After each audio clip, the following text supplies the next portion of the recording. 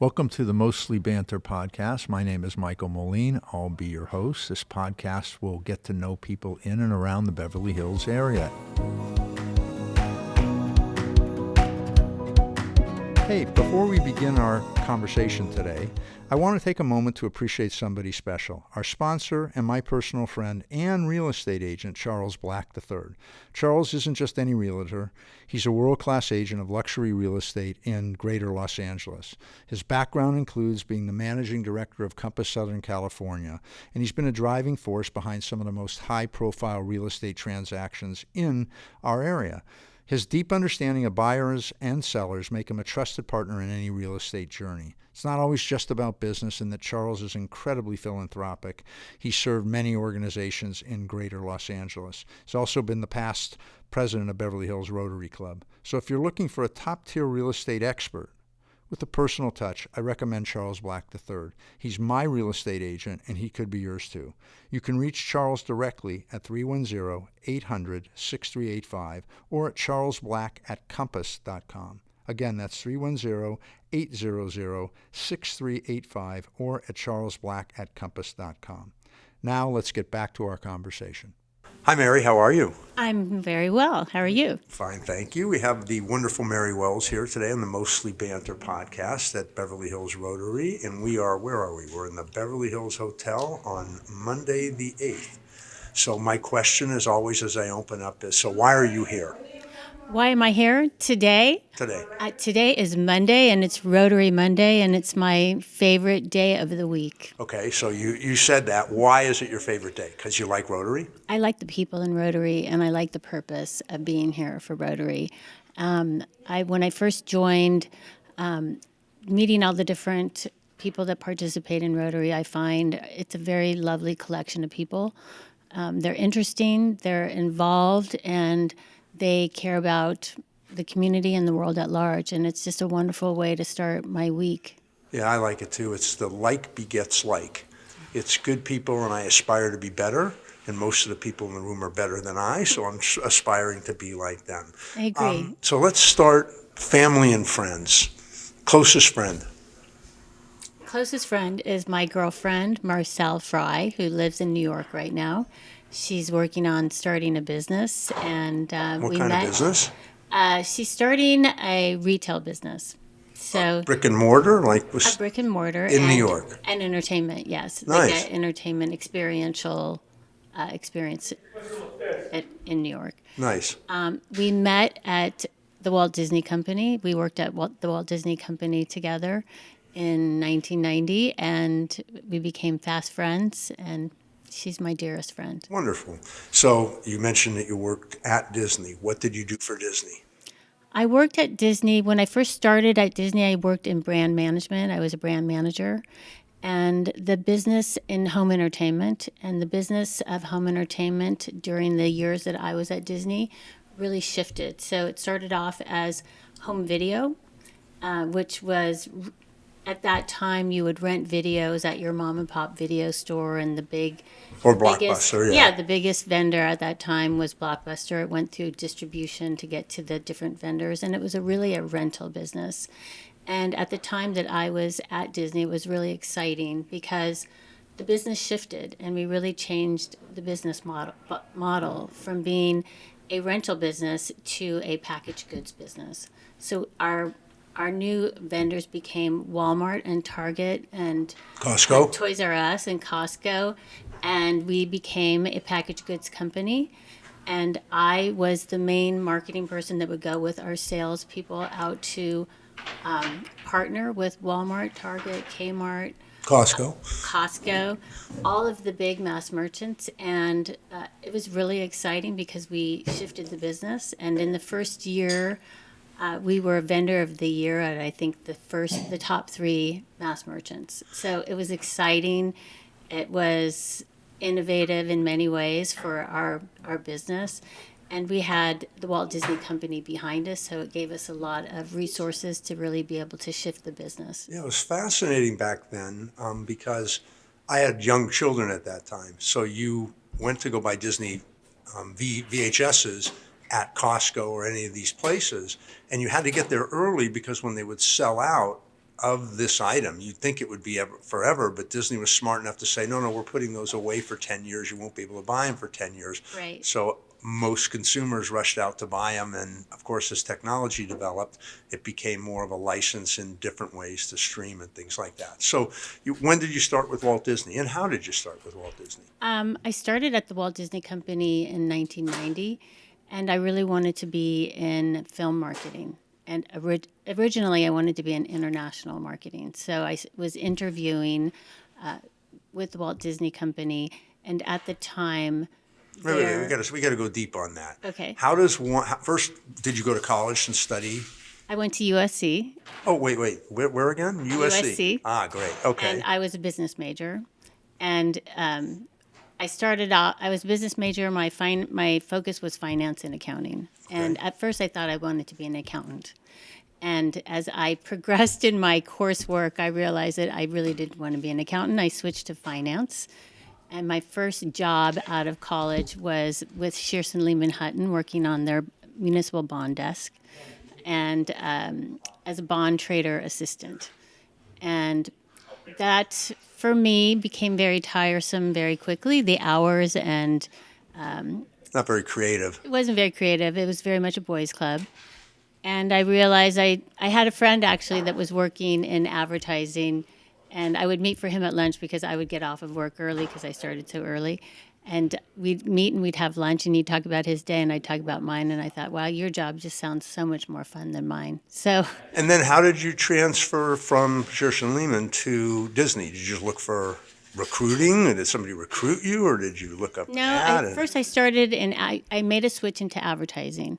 And I worked for Foot Cone and Belding for 2 years or 3 years, I can't remember now at this point, but for a few years. And I started off in marketing and advertising there. And I quickly realized that I preferred to be the client than being the service provider.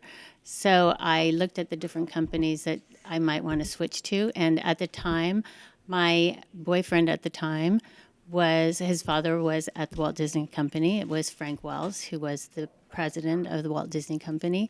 And he connected me with different people to interview with. And I really wanted to get into international film marketing. And at the time, their home video did international distribution as well as domestic.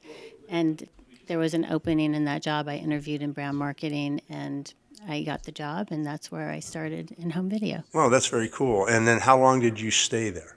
I stayed there for 5 years. And why did you leave? I left because at the time I was planning to move to New York and make a switch possibly in my career. I wanted to get into publishing, and it didn't work out at that time. I was engaged with my husband at the time, and for different reasons we decided to stay in Los Angeles. And we were engaged. I got married. I had a baby. And Life happened. Life, yeah. Yes, Life exactly. evolves. It's like the road is not a straight shot. It's It is not a straight shot. You're aiming for something, but how you get there is the road traveled. So Absolutely. that's pretty cool. I became a single parent when my daughter was 3. So I really spent my life my focus on raising my daughter. And were you from Los Angeles, like in Beverly Hills? Where in LA were you? I grew up in Los Angeles in the San Fernando Valley, and my late too. husband grew up in Beverly Hills, and my mother-in-law grew up in Beverly Hills with her 3 sisters many, many years ago, and she never really left. Got it. And you sort of became a part of the community here, I assume, Yes. in Beverly Hills. What kind of special interests do you have? Like, what do you do outside of career? Well, I like to ski and I like to golf. And really the main reasons that I like to do those 2 things is, well, I've always loved to do both. I mean, I've loved to ski as long as I can When did remember. you start I skiing? started skiing when I was in high school, and just skiing mostly locally. And the thing that I really love about skiing now, I would say, and golf, which I just picked up a few years ago, is for me, it's really enjoyable to do these outdoor activities, and I can do them with family and I can do them with friends. So it's just And you still like to ski? I love it. I love it Wow. because I love skiing with my kids and I love skiing with my friends, and going and spending the day outside, and it's just a great And what's your favorite social ski event. place to go to? Like local, or do you like to go to Mammoth, or where do you go? I think my favorite place to ski is Aspen, Colorado. I really love the snow there, and I love the different choice of mountains that you can ski.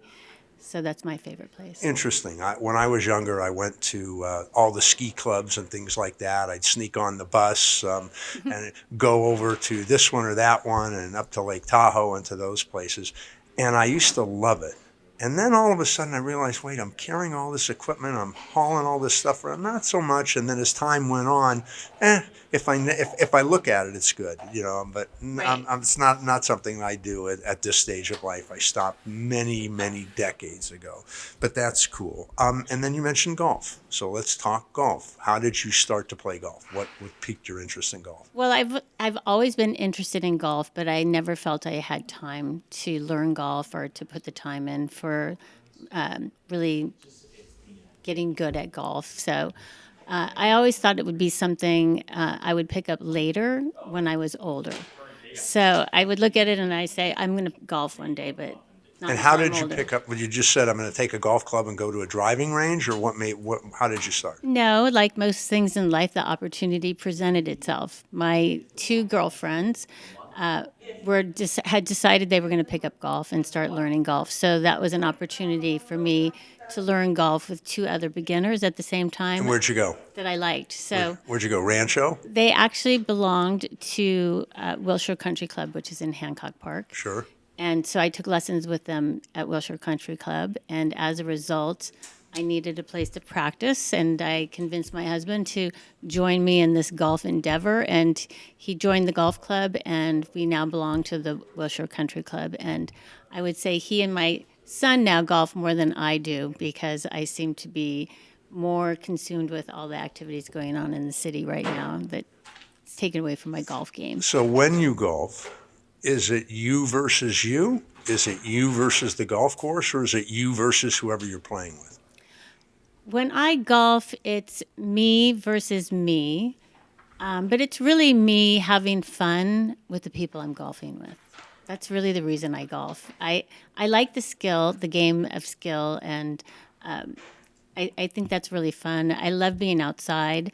And I really love that my son is playing and my husband enjoys playing because what it does is it affords us this opportunity where we can get together and spend 3-4 hours together and just be outside. And while we're golfing, we're spending time together. Quality time, yeah. And it's the similar thing for me with skiing. I love to be able to have these activities that we enjoy to do together, and it's really lovely. I didn't plan it that way, but that's really been the effect for me.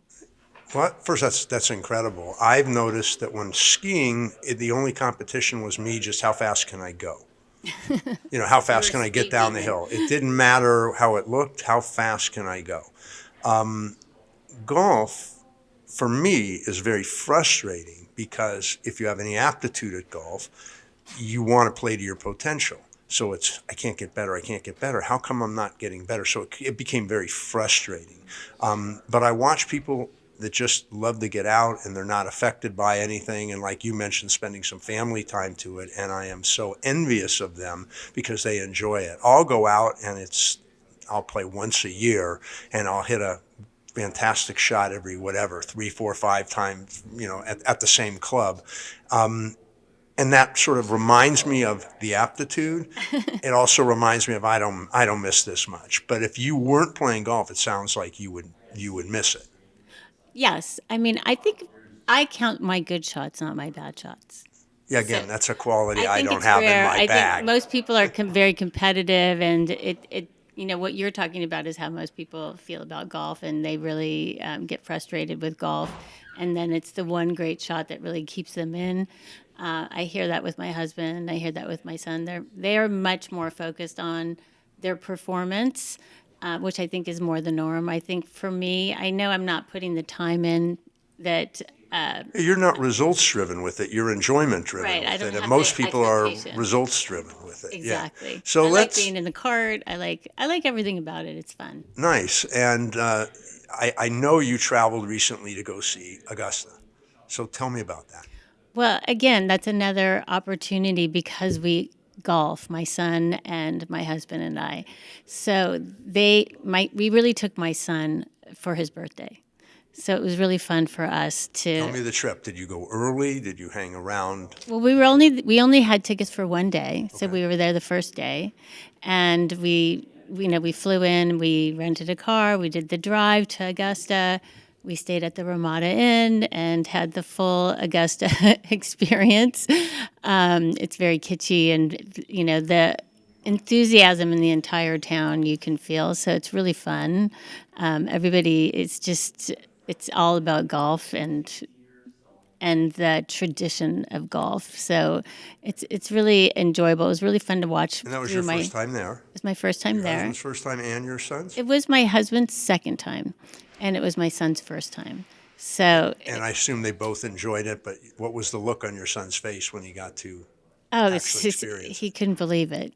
He just couldn't believe it. So, for him, it was just a life, once in a lifetime experience that he's hoping to repeat. I like watching the golf tournaments, but the one to not miss is Augusta.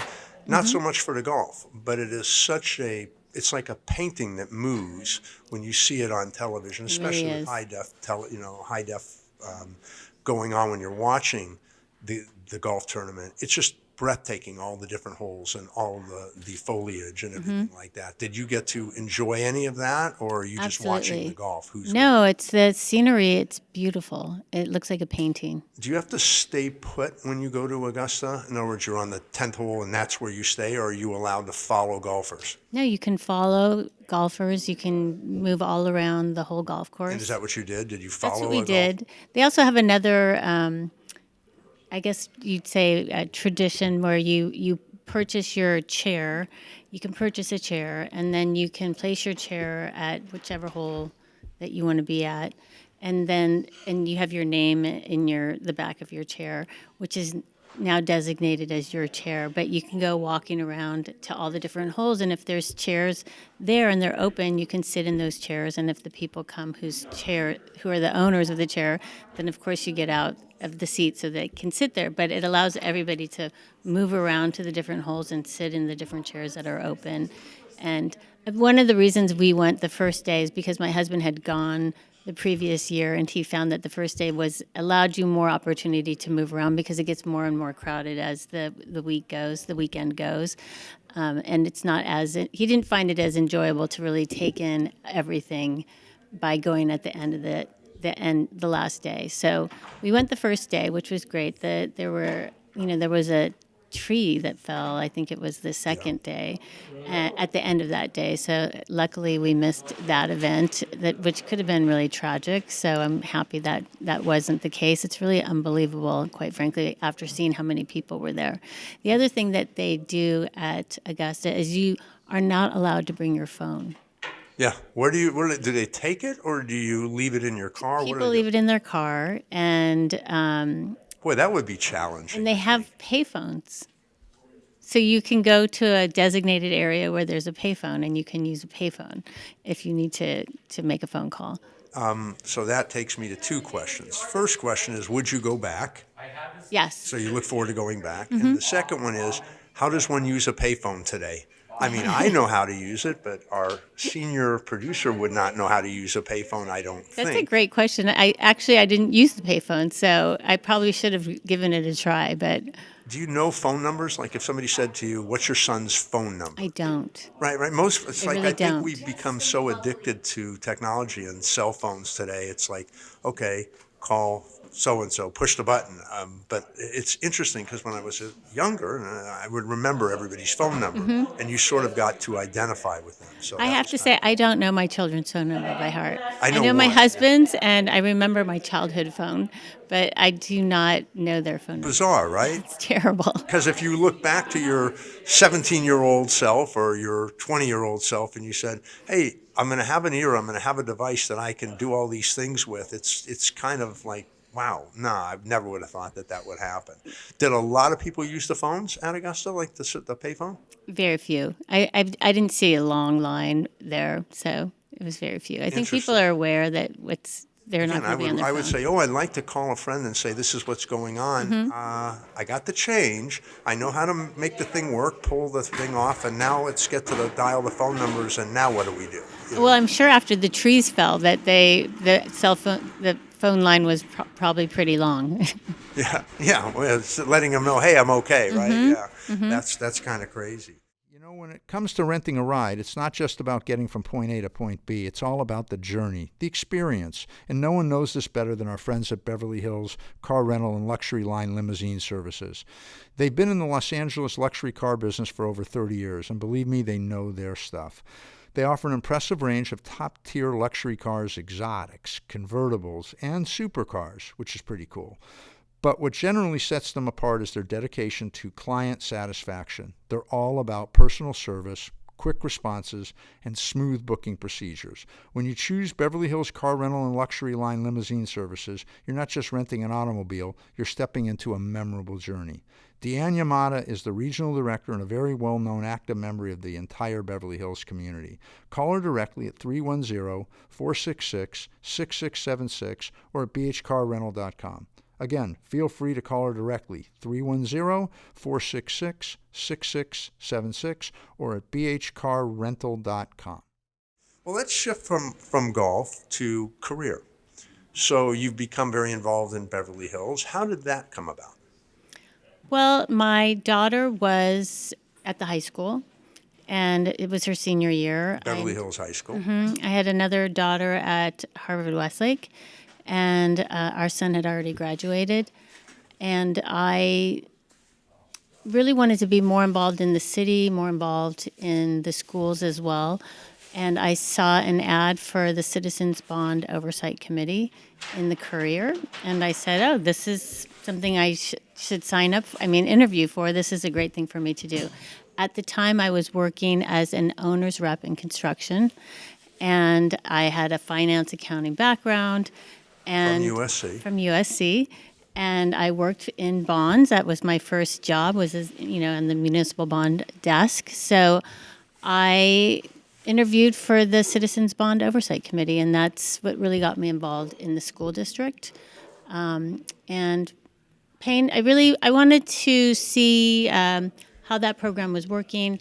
Over the years, I think I felt like sitting on the Bond Oversight Committee was very difficult to get a clear view of what was going on with the construction program. So you and I have some things in common as far as children in schools. I'll ask you, I guess it's kind of a difficult question because you had a child at Harvard Westlake. My children went to Viewpoint. Both are excellent private schools. Where do you put Beverly Hills High School compared to a private school? Well, I think they're different. It depends. I had one child at Wildwood, which was a much more progressive school. My daughter was at Harvard Westlake. Well, let's define progressive for people who don't know what that really means in education. It's not a traditional way of educating. So they didn't typically give grades. They gave more narrative with the kids. It was more project based. And so More collaborative. More collaborative. The focus was more on teaching the children how to have those skills of collaboration, inquiry, and more of a process and project-based learning. So, and the classes were very small, and a lot of attention was given to each of the different individual types of learners. And did that work for her? I think you mentioned it was my son that Your was son. there, and it worked for him really well. It was the right school for him.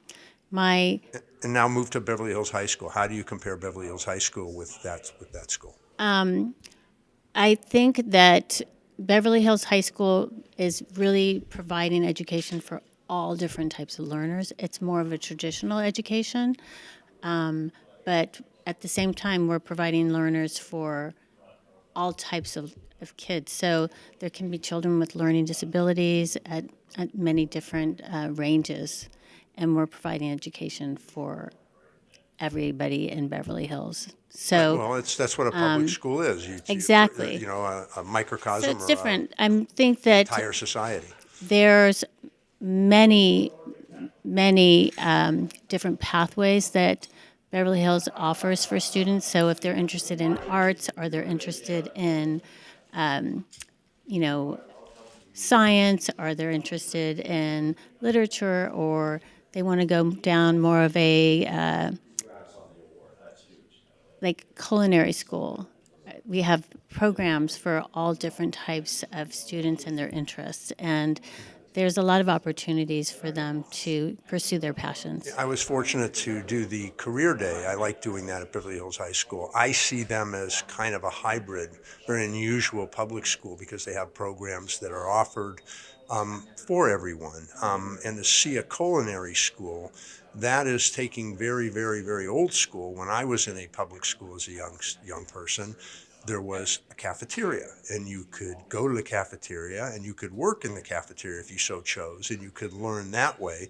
But there were classes that were offered. I still quote at my junior high school, we didn't call it middle school, junior high school, that we had a boys' foods class, and it would teach us, okay, how to cook things. And of course, my friend Ronnie, we would learn to cook, of course, the things you shouldn't eat all at one time, but we would be making cakes and eating pies and doing these things during the summers, and everybody else wasn't paying attention to that. So it was there, and then it all disappeared, I think, in the 80s and the 90s and the 2000s. So to see the culinary part of Beverly Hills High School being offered as part of curriculum is incredible. Let's go back to Harvard Westlake, and you can throw Viewpoint in the mix for this. Those, I don't know Harvard Westlake as well as I know Viewpoint, but those are college prep schools, basically from day one. From kindergarten, they're college prep schools. My son made a quote that when he got to college was actually a little bit easier than his studies in high school. I don't know if that's good or bad, and it's also much more competitive, and I don't know that that's good or bad. At Beverly Hills High School, it seemed more collaborative, and it seemed, again, I don't know the kids, I'm not there often, but it just seemed like comfortable. I didn't see anybody that looked uptight or stressed, whereas if you walk around Viewpoint, and I'll ask you about Harvard Westlake, it was very competitive. So it was very serious, and of course, it's serious dollars for people to put their children into those kinds of schools, and there's some things that are missing because of that. But what was the Harvard Westlake experience like? And was that the right fit? It certainly was the right fit. Private school for my children, where it was you bring to the table all three. You bring sort of a progressive, if you described at school, a comfort school, different way of learning, Beverly Hills High School, and of course now let's talk Harvard Westlake. Well, I think Harvard Westlake was the right school for my daughter. She came from the center before we moved to Beverly Hills, so she went to the Center for Early Education, and many of the students in her class wanted to matriculate to Harvard Westlake. So she, like her fellow students, wanted to matriculate there, and she was really determined that that's where she wanted to go to school. And it was a good fit for her. It is very, at the time that she was at that school, it's a traditional way of learning. They have a wealth of, Are they competitive? it's very competitive. And A lot of stress for young people. it's a lot of stress, it's a lot of pressure, and a lot of very high performing kids. And they offer a wealth of programs from art to performing arts, the sciences, everything. But you're getting kids that are very competitive in every one of those Yeah, it's areas of interesting. study. It's challenging for some. It was perfect for my children. I do believe that people confuse safe for good. In other words, oh, it's a safe school, so it's a good school. I don't know that that's necessarily true, but it's competitive. And I'll speak of somebody at Harvard Westlake. It was interesting because my son wanted to go to Harvard Westlake, which is so far from where we live. And the admissions person said something that stuck with me, that when people get into UCs, when children get into UCs, they kind of consider that a letdown. And I thought that was interesting. To get into a UC school was a letdown. So their goals for their students are Ivy League or Ivy League, centric type of universities. And I don't think that that's the best. And Viewpoint, and not sounding like an advocate for them, but they find a school for each student. So there was a kid, he was a football player. I'll never forget him. He was a football player and he was interested in oceanography. They ended up sending him to the University of Puget Sound. They sort of sent them there because they had oceanography Right. and they had a Division III football team, so he would be able to play. So I kind of felt that that was the right fit. Harvard Westlake, though, was where my son had originally wanted to go, but he found his right place. So it's interesting. Education's I don't know. It's like a closely guarded secret, and we should unlock it because there's a school, to quote my wife, there's a college for every student. Then you just have to find the right one. Going to a school based upon, hey, Harvard Westlake thinks or Viewpoint thinks I have the aptitude to go to Harvard, but if Harvard's not the right school or an Ivy League school's not the right place, maybe you're better off someplace else. So that's Right. what I found interesting at Beverly Hills High School. It seemed like they're more kid-centric, what's right for the kid, which was like a hybrid between a public school and a private school with the goods and the bads on. At least that's my 2 cents. I think in many ways I think they're all kid centric. They intend to be kid centric.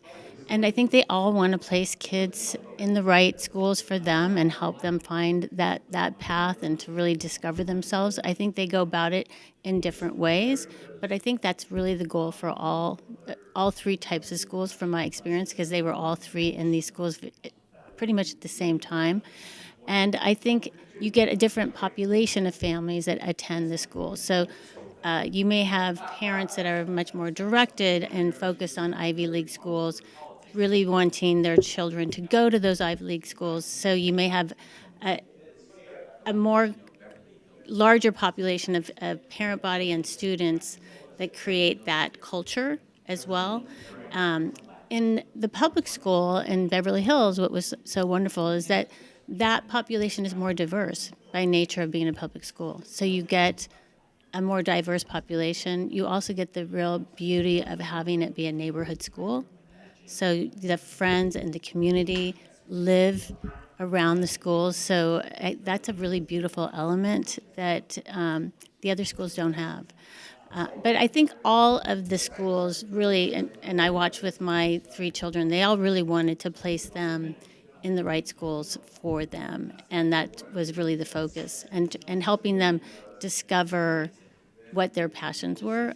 I think if it comes from the kids, which was the sense I got walking around Beverly Hills High School, is they're going to determine what's the school right for them, coming from the students outward, as opposed to from a parent. A parent's always going to have influence. I want you to go to USC. I want you to go to UCLA. I want you to go to here or there. And some kids just don't want that.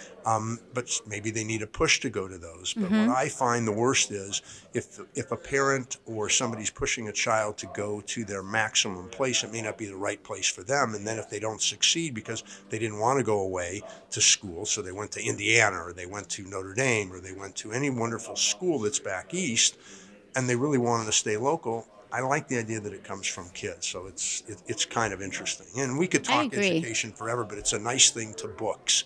Yes. Do you have a favorite book Um, or style of book? do I have a favorite? I like all books. I lately haven't been reading you're as fibbing to much. me, you know. No, I You would like all say books. I do. I like there's I like to read a lot of books that have to do about a subject, quite frankly. So when my children were looking at schools, there was a book called A Whole New Way of Engineering, and that was a book that was written about how you teach and how we teach engineering and the engineering process. So traditionally, engineers really were fed more information versus really discovering identifying what is the problem you're trying to solve, what is the need, and then approaching it from a different way about that inquiry and solving that problem, and teaching engineers today to really look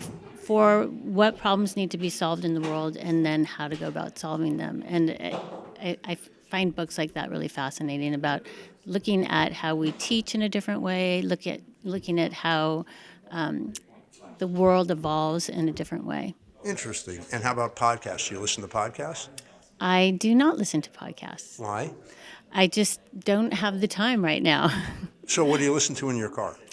I really typically don't have anything on in my car when I'm You turn driving. nothing on? I don't. You just drive? I drive. It's like my quiet time. It's time for me to think. So Wow. I actually enjoy having the time in the car, just having no noise or any distraction. That's very interesting. I think that's rare. I mean, it's different. If I'm taking a road trip or something, then I would put music on Music. in the car. My husband loves country music, which is something I've never been a country music fan. But I find that if he takes my car, for whatever reason, when I get back in my car, there's country music on in my car. So I hear country music quite often, just because it's on in my car. But Well, typically, you I mentioned turn the music What's off. your favorite kind of music, or what do you listen to normally? I probably typically listen to a lot of what pop music is, just because I like to hear, Today's music? yeah, what's So current, like whatever the era is. what's current with the kids and what's going on. Very cool. And then finally, what do you see as the key to success in life? The key to success in life is really knowing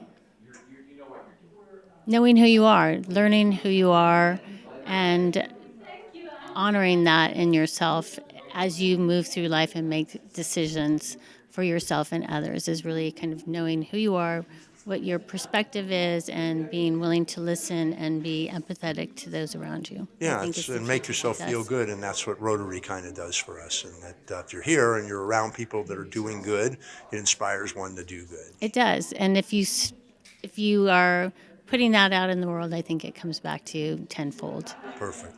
Well, Mary, thank you for sitting down. I know you were quite nervous about this, knowing that I'd go very deep and card gutting and questions that you don't want to go to, but it's a pleasure. This is just fun, and we're going to do this to meet a lot of the Rotarians, and we'll bring in some people that are not Rotarians to add to the podcast, and hopefully we'll get you to listen to podcasts. So thanks you very Yes. much for being with us today. Thank you for having me. It's been a pleasure. Hey, thanks for listening to today's podcast. Thanks to our producer, Colby Gallardian, and hope